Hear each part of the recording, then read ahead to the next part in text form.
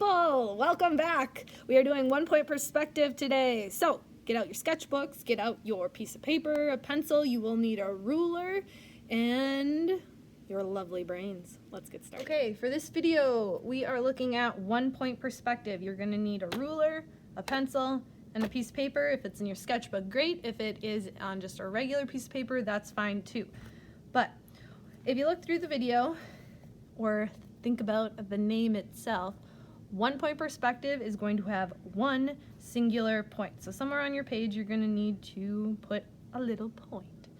Now, for 1 point perspective, all your lines are diminishing towards that specific spot or location. Now, you can do this outside. A lot of times it's very easy to do this outside and be able to view it in a successful way. I do this vertically, or your paper vertically, but if you want to do it horizontally, that's fine too. First thing that I would recommend doing is let's just do a little teeny line and create a small box around our 1 point perspective. Because instead of doing it outside, I think it would be interesting to create a little school, since we are not currently at school, and maybe there's a door. And I'm going to have this one be a little off-center, just to add some visual interest. And we're going to create a really long hallway. Now, whenever you're doing 1 point perspective, all your vertical lines, so those straight up and down lines, have to be up and down. They are not at an angle at all whatsoever. But any other line is coming back and receding to this vanishing point. All right, that is extremely important. Now, we got to create some walls and a floor. Now, for creating a floor,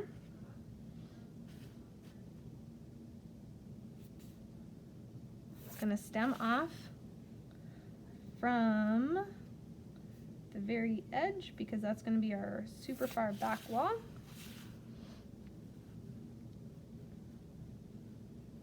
And a ceiling. Okay.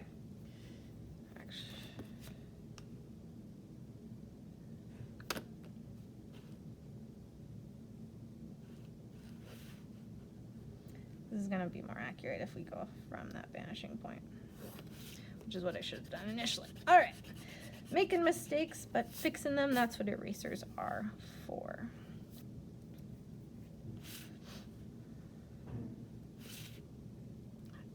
Continuing on. All right, so I added a couple extra lines. Whenever you're adding any lines, everything recedes to the vanishing point. That's super important. So I added a couple floor lines, and I thought it'd be important just to show the process of that. So what I'm going to do is take my ruler, slide it all the way down to the edge of my page, and on each 2-inch mark, I'm going to make a little mark on the bottom of my page. 2 inches, 4, 6, and 8. Okay, and I'm lining everything up. Vanishing point, all the way down my page. Rotate, vanishing point, all the way down my page. Vanishing point, all the way down my page. Now, horizontal lines. What do you think we're going to do here?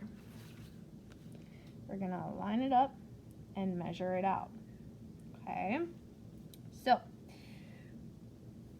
we can start right there where their floor line is, and at every 1/2 inch mark,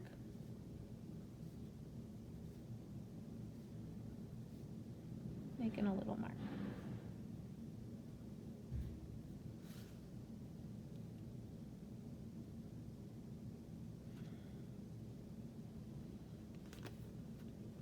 And lining everything up to the very edge, locking it in.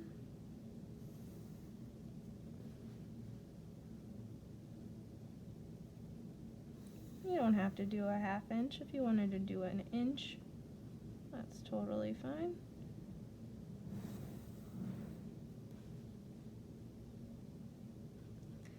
And I have kind of a decorative design on my very far left and my very far right that I incorporated. You don't have to do that, but if you wanted to, you could.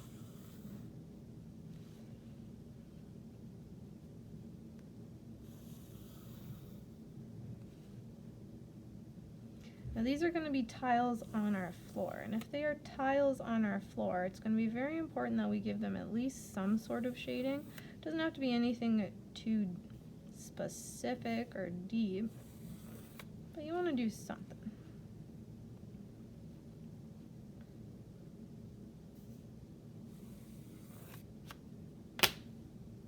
And I think I'm just going to do a few every others.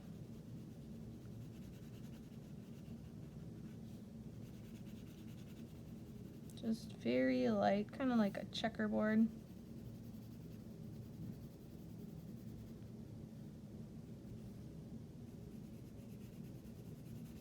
To give it some depth. All right, so I've added shading and just alternating these, making it really simplified, not overly complicated, and not spending too much time on anything. I just want to get some values and some color into this to add some visual interest and give it some depth. So not too much time and not too involved by any means. All I'm doing is I'll go in and soften these up just like I did the other ones here quickly, and then we will move on and focus once again on our 1-point perspective. Now, when you're doing 1-point perspective, you do end up erasing a lot of stuff, so what I have just done, some of it I will be erasing. So if you wanted to wait and do all of this later, if you want, that's totally fine. How you approach things is entirely up to you. I just like to get some values on my paper personally, but again, it is your choice. Going up to the very, very top, I think it'd be good to incorporate some light. So I've got 2 inches right up top because I'm going to make them go back to our vanishing point, and once again, back to our vanishing point. Remember, these are going to be very small. And this one's going to be big because it is getting closer to us. Give it just that little secondary guy right there for depth. Oh, forgot to do it on the bottom one. And there. And you'll erase the lines that you don't need. And I am glad that I incorporated that extra little line right here for some visual interest, because otherwise it is kind of blurring. All right, so I got my lights up top. I'm just filling that in to showcase that we got some depth. So 2 different lights, and we got this over here. This I think is going to be at an angle, so kind of like molding.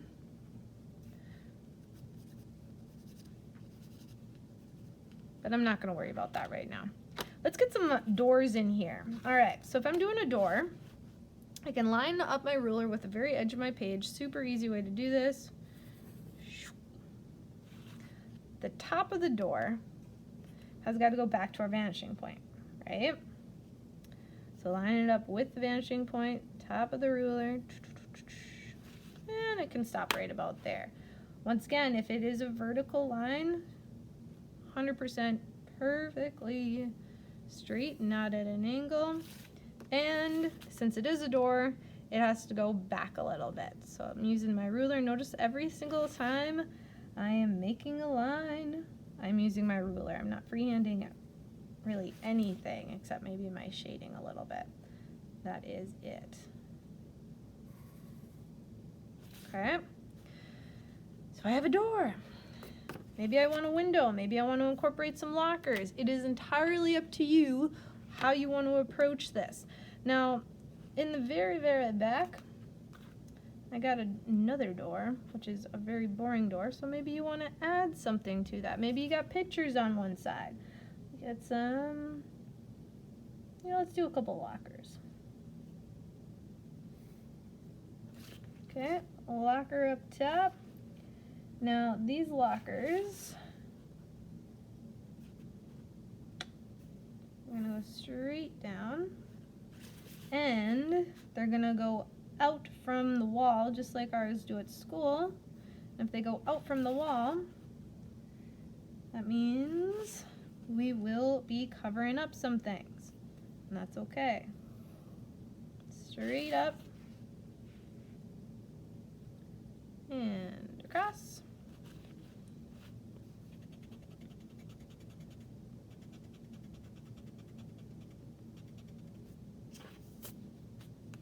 I'm starting to get some smudging. Got to be careful with that. And I'm back a little bit. And my vertical lines for my beautiful lockers to divide. And I'm not going to have very many lockers on that one. Just a couple itty bitty guys. If you wanted, you could incorporate the doors, make them as realistic looking as possible. But again, once they are this size, they're pretty teeny tiny. So all of these details are going to be very small.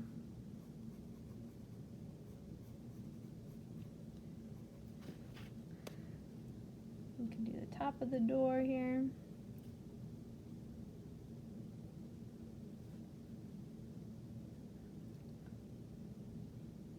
Maybe those